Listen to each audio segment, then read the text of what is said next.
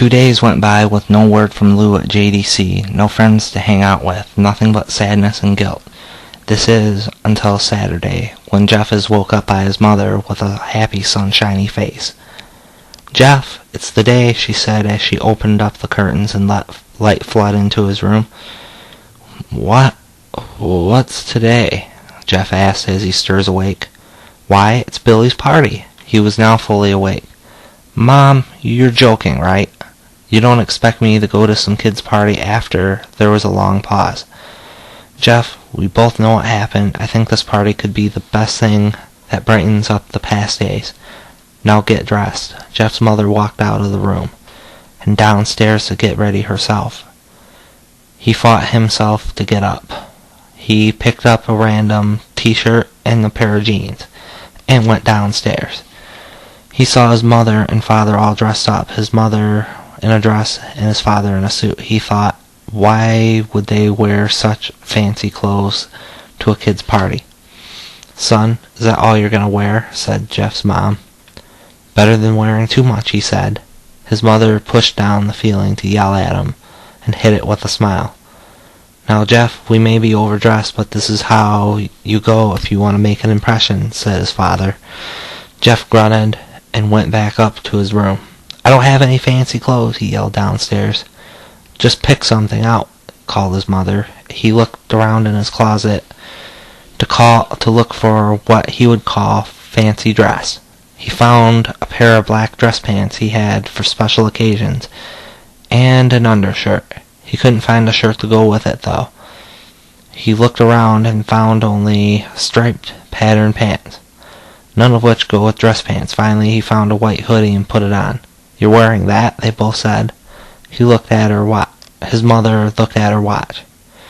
"Oh, no time to change. Let's just go," she said as she herded Jeff and his father out the door.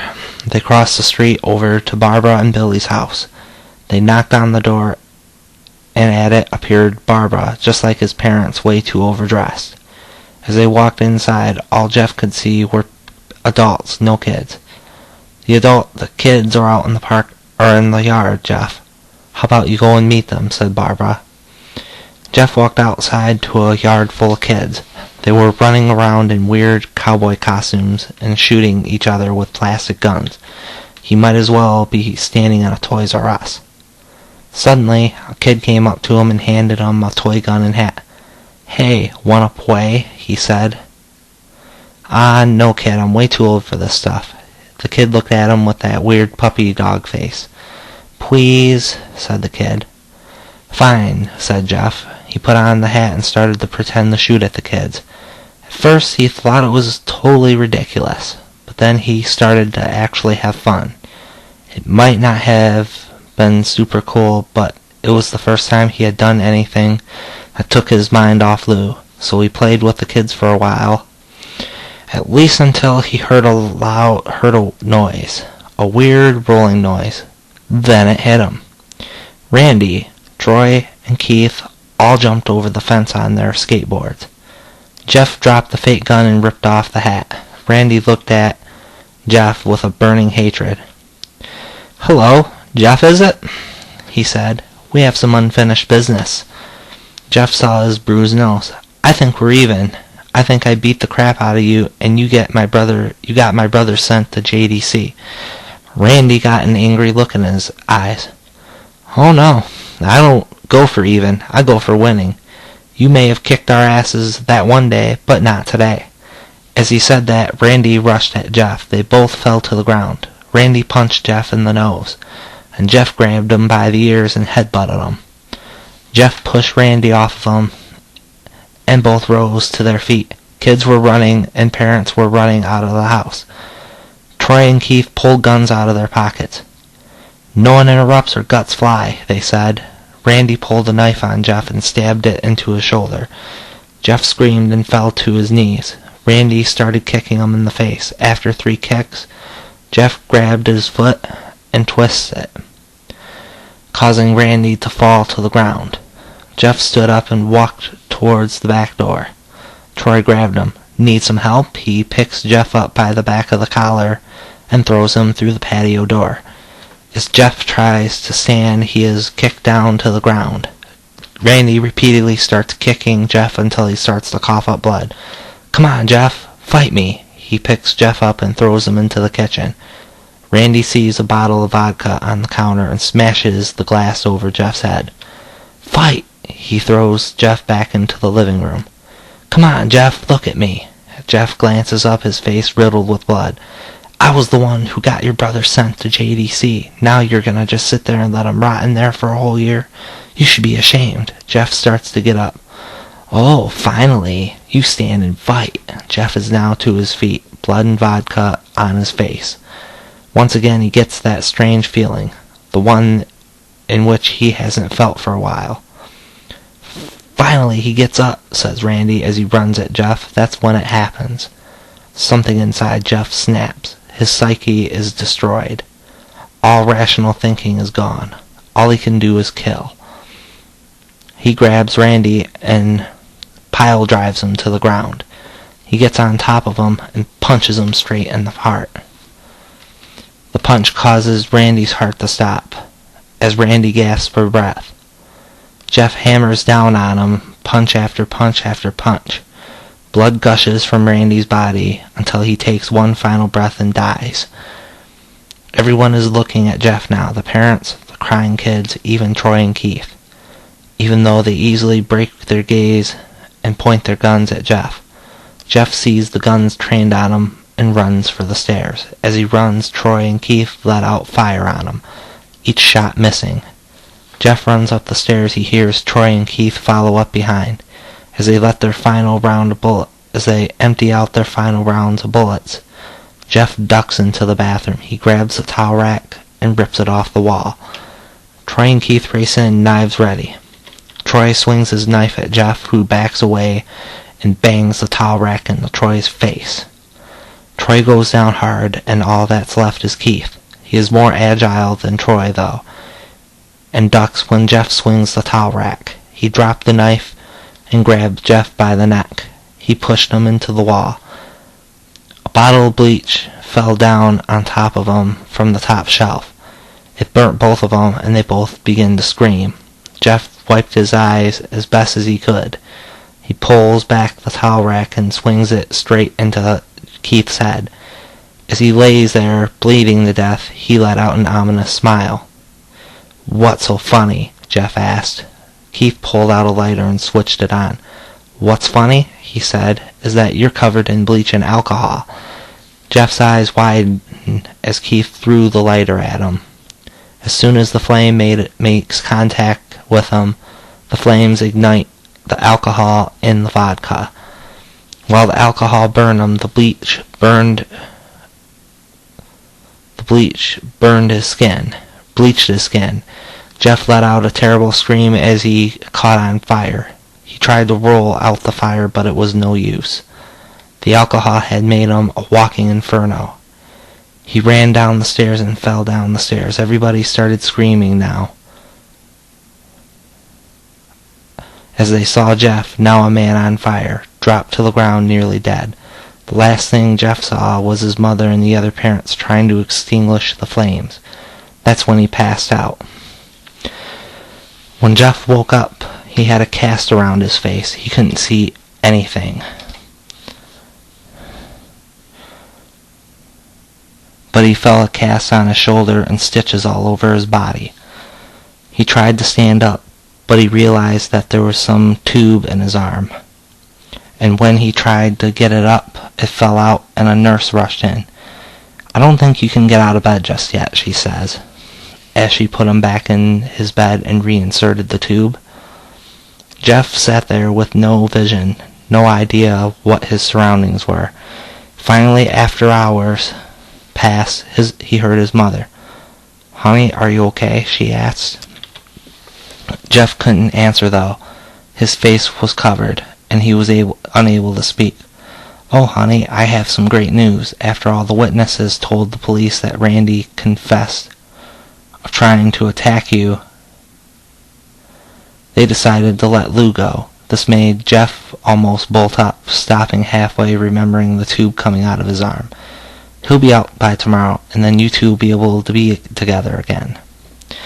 Jeff's mother hugs Jeff and says her goodbyes.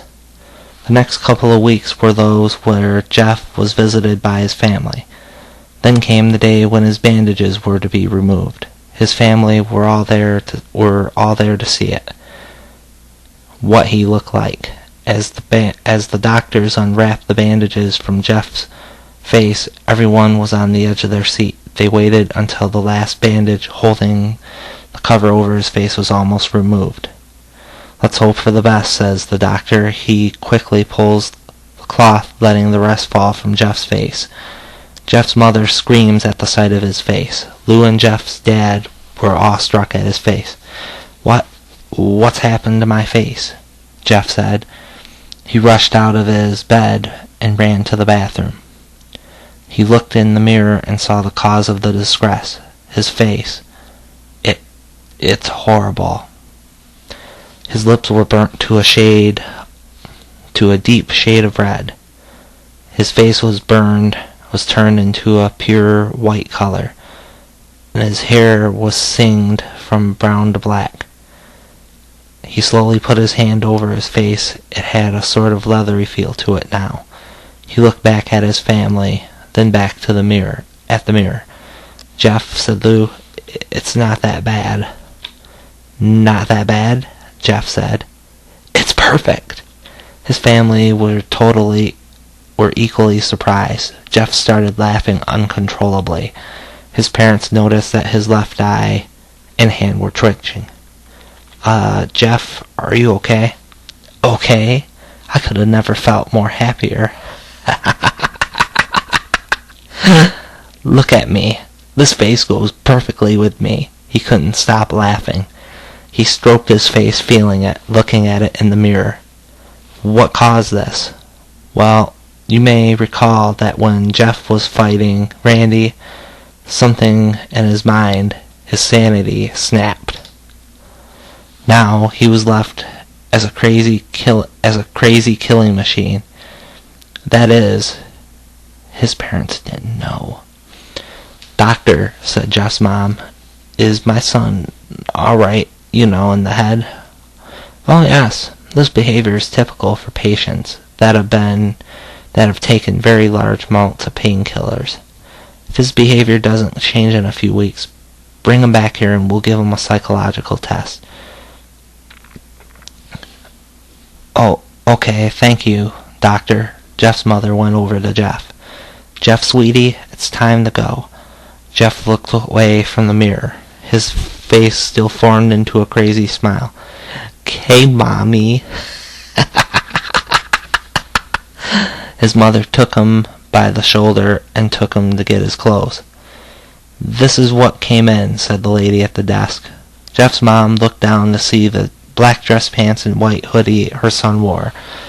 Now they were clean of blood and now stitched together. Jeff's mother led him to his room and made him put his clothes back on. Then they left, not knowing that this was their final day of life. Later on that night, Jeff's mother woke to a sound coming from the bathroom. It sounded as if someone were crying. She slowly walked over to see what it was. When she looked into the bathroom, she saw a horrendous sight. Jeff had taken a knife and carved a smile into his cheeks. "Jeff, what are you doing?" asked his mother. Jeff looked over to his mother. "I couldn't stop smiling, Mommy. It hurt after a while. Now I can smile forever." Jeff's mother noticed his eyes, ringed in black. "Jeff, your eyes." His eyes were seemingly never closing.